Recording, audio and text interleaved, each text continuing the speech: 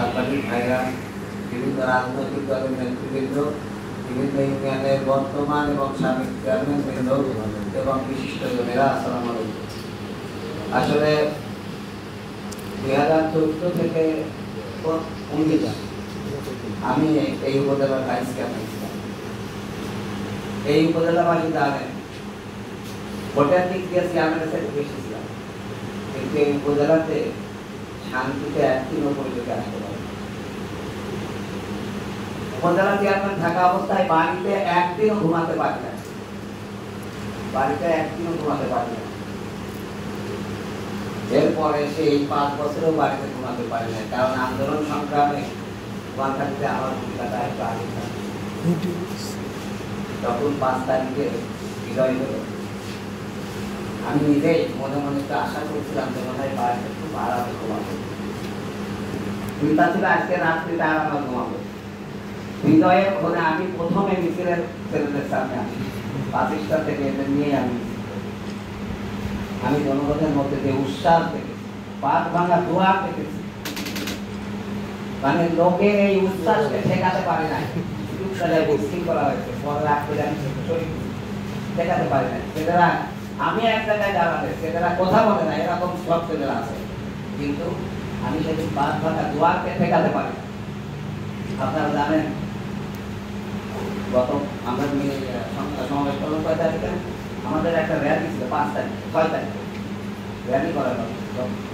আমাদের নেতৃবৃন্দ বললো আমরা এসে দেখলাম যে এত লোক হয়েছে যে এই মিছিল করলে নিয়ন্ত্রণ করা হবে, আমাদের জনগণ তার ছিল মিছিল করতে। আমি রিক্সার উপর ভ্যানের উপর দাঁড়ায় আমাদের কর্মীদের বলি কেউ কথা হবে না, আমরা শুধু এখানে একটা সমাবেশ করবো। আলহামদুলিল্লাহ আমাদের একটা কর্মী আর কথা বলে না, সেখানে হাজার হাজার লোকের কর্মী। কিন্তু আশা করছিলাম যে এই কয়েকদিন রাত্রে বাড়িতে ঘুমাবো। ওই দিন রাত্রি সারা রাত্রি আমার কর্মী বাহিনী নিয়ে, আর আলহামদুলিল্লাহ আমরা অনেকগুলো ভাই, আমরা 29টা ভাই এক জায়গায় বাস করি। বাড়িতে দায়িত্ব দিয়ে আমরা প্রায় 150 উপযুক্ত পুরুষ লোক বাস করি।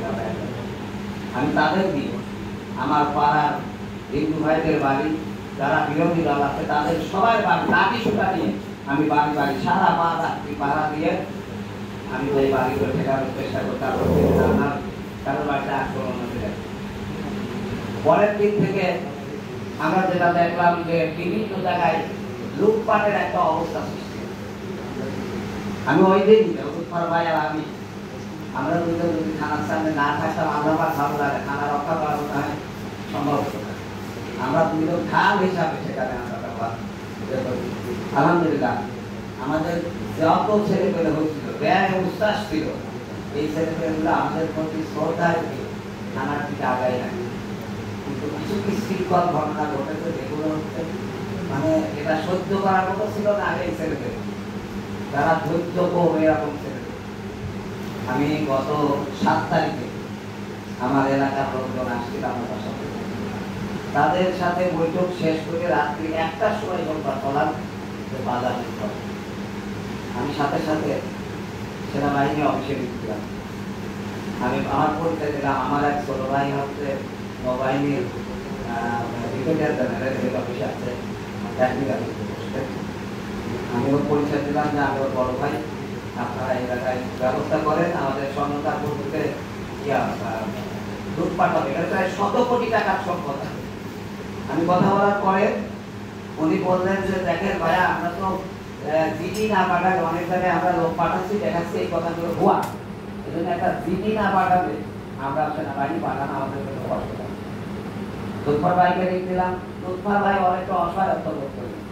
আমি তখন সবুজের দিক দিয়ে রাগ করলাম যে কুমারখালীতে লুট হবে আর আমরা ঘরে বসে থাকবো, এটা হবে না। তখন লোকজন জোগাড় করতে পারছি না।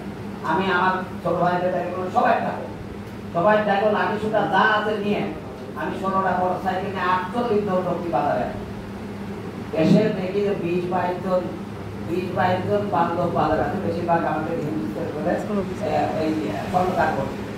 ওরা প্রথমে আমাদের আশা দেখে মোটর সাইকেল নিয়ে ওরা প্রথমে মনে করছে আমরা লুট করতে এসে, ওরা প্রথমে ওরা ভয় পেয়ে গেছে। আমি দূর থেকে বললাম আমি কথা বললাম আমার দিকে আসে আমরা মিছিল দিচ্ছি বাজারে লাঠি তুলা নিয়ে, কার এতবার সাহস কুমারখালী বাজার লুট করবে। আমরা পরবর্তীতে আমরা ওদের বললাম যে বাজারে যারা ব্যবসায়ী আছে তাদের রিজার্ভ, আমি সারা রাত সবার সাথে পাহারা দেবো, সকল ব্যবসায়ীদের দোকান থেকে একজন করে লোক আসে, আমি তাদেরকে নিয়ে সারা রাত্রি বাজার পাহারা দেবো। পরের দিন ওরা সার বাজারে সবাই বলতে আপনাকে বাজারে থাকতে হবে, আমি পরের রাত্রে পাহারা। এমনি ভাবে আশা ছিল যে 5 তারিখ থেকে আর আমি ঘুমাবো, আমি এই 5 দিনে 5 ঘন্টা ঘুমাতে পারছি। প্রিয় উপস্থিত, আমি প্রশাসনকে বলতে চাই যে এই যে মানে আমাদের পুলিশের ভূমিকা পালন করতে হচ্ছে, প্রশাসনের কাছে আমার দাবি যে আপনারা আরেকটু যদি বিশেষ করে বাজারটায় রাতে পাহারার ব্যবস্থা করেন, তাহলে আমরা 2-1 দিন আর আমি ঘুমাতে চাই। আমরা বাড়িতে ঘুমাতে পারি নাই 14 বছর, আমরা কয়েকদিন বাড়িতে ঘুমাতে চাই, আমরা আপনাদের সহযোগিতা দেব, প্রশাসন যে সহযোগিতা চাই আমাদের সাথে, আমরা জনগণ দিয়ে সময় দিয়ে শ্রম দিয়ে আমরা অবশ্যই সহযোগিতা দেব। কিন্তু আমাদের এখানে যে পরিস্থিতির সৃষ্টি হয়েছে, এই পরিস্থিতির জন্য আপনাদেরকে আগে আসতে হবে। পরিশেষে যে কথাটি বলবো, আমরা একটা নতুন সূত্র পেয়েছি, আমরা একটা নতুন স্বাধীন দেশ পেয়েছি, আমাদের পরিবার টুকরা সন্তানদের এক সাগর রক্তের বিনিময়ে যুদ্ধ করে যারা তাদের সময় শ্রম দিয়ে একটা মেয়ে বলতেছি খেয়ে না খেয়ে রাস্তাতে অবস্থান করেছে, যারা এই আত্মত্যাগ করেছে, যারা বেঁচে আছে তাদেরকে বীর একটা খেতাবি দিতে হবে, আর যারা মৃত্যুবরণ করছে তাদেরকেও একটা খেতাবি দিতে হবে। সেই সাথে যে পরিবারগুলো আজকে এই অসহায়, আমি বলবো আমাদের যে সরকার আসুক তাদেরকে এই পরিবারগুলোর পুরোপুরি দায়িত্ব দিতে হবে। আর একটা কথা আমি বলতে চাই, আমাদের কুষ্টিয়া থানাতে আমাদের কুমারখালী অনেকগুলো, কুষ্টিয়ার অনেকগুলো সন্তান মৃত্যুবরণ করেছে, যেটা পুলিশের 1-2 মিনিট সারা দেশে বিজয় হয়ে গেছে। তারপরে ওরা গুলি করে আমাদের তরতারা ছেলেদেরকে হত্যা করেছে। ওই কুষ্টিয়া থানাতে যতগুলো অফিসার আছে তাদের লিস্ট আছে, এদেরকে বিচারের আওতায় আনতে হবে, এদেরকে বিচারের আওতায় এদেরকে বিচার করতে হবে, যাতে আমাদের ছাত্ররা পুনরায় আবার ওই থানা ঘেরাও করতে না হয়। আমি আপনাদের কাছে বিনীত অনুরোধ জানাবো, আপনারা এটা করবেন। প্রশাসনের প্রতি আমাদের দাবি, আমরা প্রশাসনের প্রতি শ্রদ্ধাশীল, আমরা আইনের প্রতি শ্রদ্ধাশীল, আমরা বলবো আইনের আওতায় আনি এদেরকে ব্যবস্থা করবো। আর আইন শৃঙ্খলা কমিটিতে আমরা নির্বাচিত, সর্বোচ্চ ভোটে নির্বাচিত প্রতিনিধি হয়েও আমরা আইন শৃঙ্খলা নিয়ন্ত্রণের কমিটিতে থাকতে পারি না। আমরা আশা করি ওই দুষ্কৃতিকারীদের কেউ আইন শৃঙ্খলা কমিটিতে থাকবে না। তারা থাকলে আমরা এখানে আসতে আমাদের কোনো কষ্ট হবে, তখন 2-4টি কথা হয়ে যাবে। আমরা চাই না যে এরকম পরিস্থিতির সৃষ্টিটা হবে।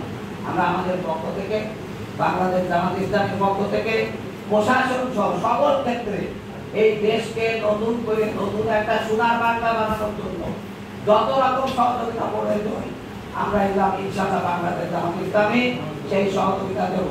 আমরা সবাই সুস্বাস্থ্য কামনা করে আমাদের যে পরিবার টুকরাগুলো আজকে আমাদের একটা নতুন সূর্য দিয়ে তাদের জীবনকে, তারা আত্মাহুতি দিয়ে তারা মৃত্যুবরণ করেছে, তাদের শহীদ হিসাবে কবুল করার জন্য আল্লাহর কাছে দোয়া করে, তাদেরকে যেন আল্লাহ জান্নাতের সর্বোচ্চ মাকাম দান করেন এই দোয়া করে আমার কথা শেষ করছি। আসসালামু আলাইকুম।